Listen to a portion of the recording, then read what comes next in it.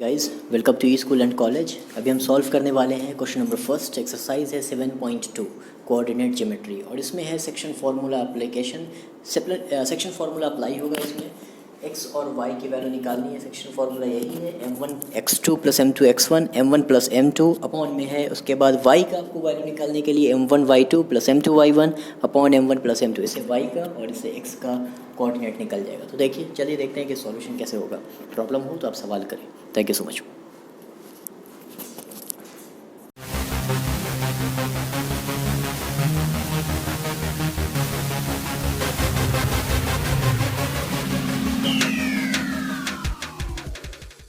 तो चलिए क्वेश्चन के सॉल्यूशन देख लेते हैं। 7.2 है एक्सरसाइज और क्वेश्चन नंबर फर्स्ट है। देखिए 7.2 में क्वेश्चन नंबर फर्स्ट करने से पहले कुछ इंट्रोडक्शन है 7.2 एक्सरसाइज के रिगार्डिंग। वो है इसमें अप्लाई, पूरी एक्सरसाइज में अप्लाई होगा सेक्शन फार्मूला। सेक्शन क्या है?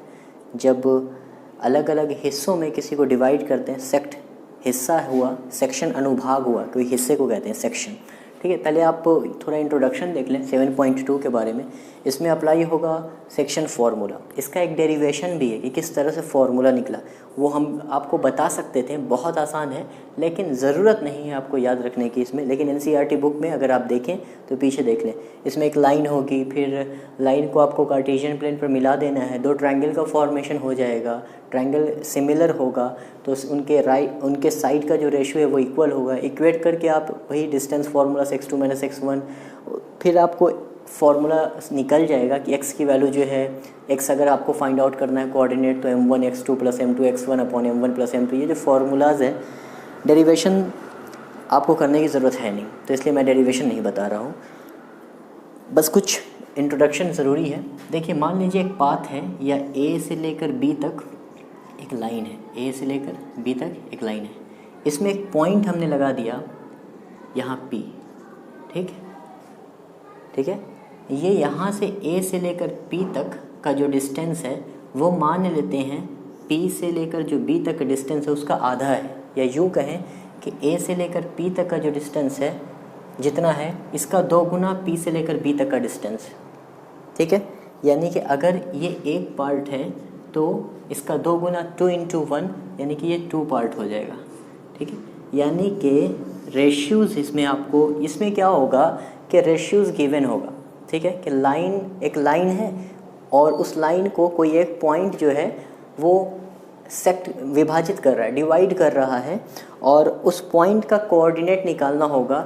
और हो सकता है वो पॉइंट उस लाइन को किस रेशियो में डिवाइड कर रहा है, वो रेशियो दिया हो सकता है और आपको कोऑर्डिनेट निकालना हो सकता है। या हो सकता है ऐसा हो कि कोऑर्डिनेट पहले से गिवन हो, किस रेशियो में डिवाइड कर रहा है वो पॉइंट उस लाइन को, उस रेशियो को फाइंड आउट करना हो सकता है। वो दोनों ही एक फार्मूला से निकलेगा, वो होगा सेक्शन फार्मूला। ठीक है, जहाँ पर चलिए हम आपको आगे में बताएंगे कि रेशियो नहीं गिवन होता तो के रेशियो 1 मान लेते हैं। यहाँ फ़िलहाल आप देखें कि अगर मैंने इसको ट्राई सेक्शन कर दिया, ट्राई सेक्शन आने वाला है क्वेश्चन में, इसका मतलब है कि बाइसेक्ट का क्या मतलब है? बाइसेक्ट का मतलब 2 हिस्सों में डिवाइड करना और 2 इक्वल हिस्सों में डिवाइड करना। अगर हम इसे बाइसेक्ट कर दें, ठीक है, इसे P मान लेते हैं, इसे Q मान लेते हैं, इसे मान लेते हैं B है पॉइंट, तो एक पार्ट तो ये हो गया यहाँ से यहाँ तक और एक पार्ट ये हो गया, तो ये क्या होगा 1:1। यानी कि अगर आप कर दें इनका रेशियो निकालें, PB अपॉन BQ निकालें। अब मैं कह रहा हूँ कि जितनी लंबाई इसकी है उतनी ही लंबाई इसकी है, यानी कि PB की जो लंबाई है वही BQ की लंबाई है। अब 1 ना भी लिखें तो 1 तो अल्टीमेटली लास्ट में 1 ही आएगा। अगर PB की वैल्यू मान लो यहाँ पर 3 सेंटीमीटर है, अगर 3 सेंटीमीटर है तो ये भी 3 सेंटीमीटर है, क्योंकि हमने क्या कहा PB और BQ जो है इक्वल डिस्टेंस है। B जो है मिड पॉइंट है, तो मान लेते हैं 3 सेंटीमीटर अपॉन 3 सेंटीमीटर है। ठीक है, तो कैंसिल होकर क्या आएगा 1/1, इसका मतलब 1:1 है। ठीक है, तो ये रेशियो है। अगर मान लीजिए कि यहाँ पर हमने ये पॉइंट दिया है P, जैसे हमने देखा था 1:2, और ऐसा भी हो सकता है कि यहाँ से यहाँ तक 2 हिस्सा पूरा 2, मतलब यहाँ एक हिस्सा, यानी कि ये जो डिस्टेंस है इसका 2 गुना यहाँ से यहाँ तक का डिस्टेंस है, तो ये 2 हो गया। ठीक है, 3 गुना डिस्टेंस है तो 3:1 हो जाएगा। ठीक है, 3 पार्ट, मतलब ये कहने का कि ऐसा इसमें 3 पार्ट आ सकता है, 1 2 और ये 3, एक हिस्सा, 2 हिस्सा, 3 हिस्सा, 4 हिस्सा, पूरा तो एक हिस्सा है, लेकिन एक हिस्से को हमने कितने में डिवाइड किया। ये मान लीजिए एक लाइन है, ये पूरा का पूरी पूरी 1 मान लेते हैं, ठीक है, ए बी, इसे डिवाइड कर दिया, एक पार्ट, दूसरा पार्ट, तीसरा और चौथे पार्ट में, 4 पार्ट में हमने इसे डिवाइड कर दिया, ठीक है। ये एक पार्ट हो गया, ये एक पार्ट, ये पार्ट, ये पार्ट। अब यहाँ से इस पॉइंट से हमें रेशियो निकालना है, तो यहाँ पर रेशियो क्या हो जाएगा, इस तरफ कितना है 1 पार्ट और उस तरफ पूरा कितना है, ठीक है 1 2 3, तो 1:3 हो जाएगा, ठीक है। इस सब पॉइंट मान लीजिए P है, P का क्या हो गया 1:3।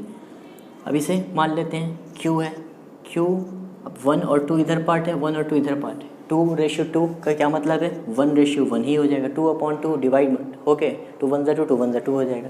इसे आपने निकालना है, मान लेते हैं ये R है और ये क्या हो जाएगा, इस तरफ 1 2 3 पार्ट है 3 और इस तरफ क्या है 1 पार्ट 3:1 हो जाएगा। तो आसान है, देखें आप इसमें किस तरह हो। चलिए तो क्वेश्चन के सॉल्यूशन देख लेते हैं। यही किसी क्वेश्चन में आपका सेक्शन फार्मूला अप्लाई हो जाएगा, तो आपको समझ में भी आ जाएगा कि सेक्शन फार्मूला है क्या।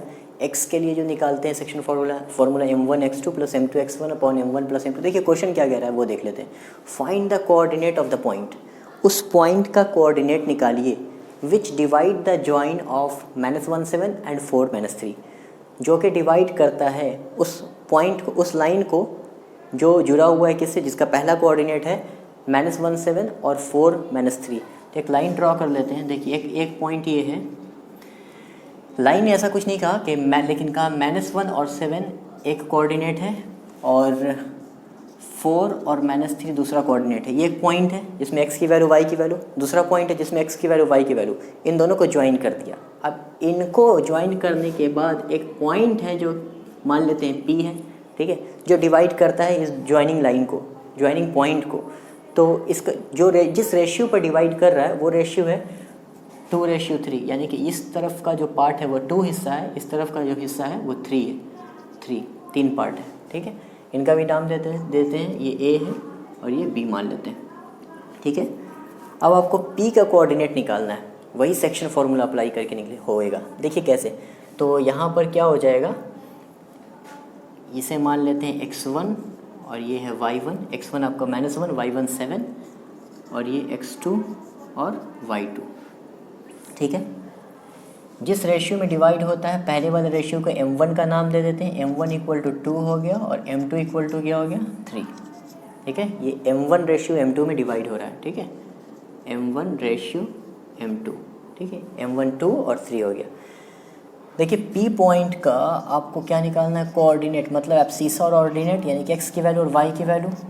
फॉर्मूला है पहले x का निकालने का है m1x2 + m2x1 upon m1 + m2। आप चाहें तो अलग अलग करके भी निकाल सकते हैं, ठीक है, ऐसे निकालें ज़्यादा बेहतर है, दोनों ही सही है। m1 + x2 m1x2 + m2x1 upon m1 + m2, और नीचे में नेक्स्ट y के लिए m1y2 + m2y1 upon m1 + m2, ठीक है।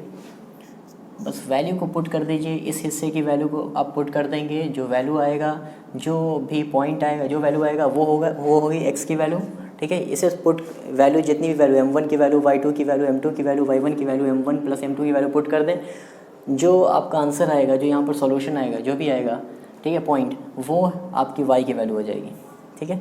तो m1x2, तो m1 की जगह पर क्या है भाई 2 है, और बीच में साइन किसका, मल्टीप्लाई का, x2 की जगह पर क्या है 4, 2 × 4 प्लस m2 की जगह पर है 3, m2 x1 की जगह पर क्या है -1, ठीक है। इस ब्रैकेट को ले लेते हैं, अपॉन m1 + m2 2 + 3 कॉमा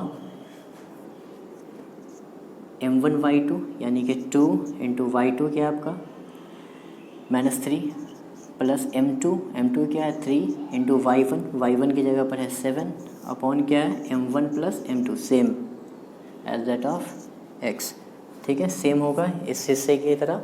2 4 ज़ा क्या हो गया 8 हो गया, और ये प्लस 3 1 ज़ा 3, लेकिन माइनस में -3 हो गया, यहाँ 5 हो गया, ठीक।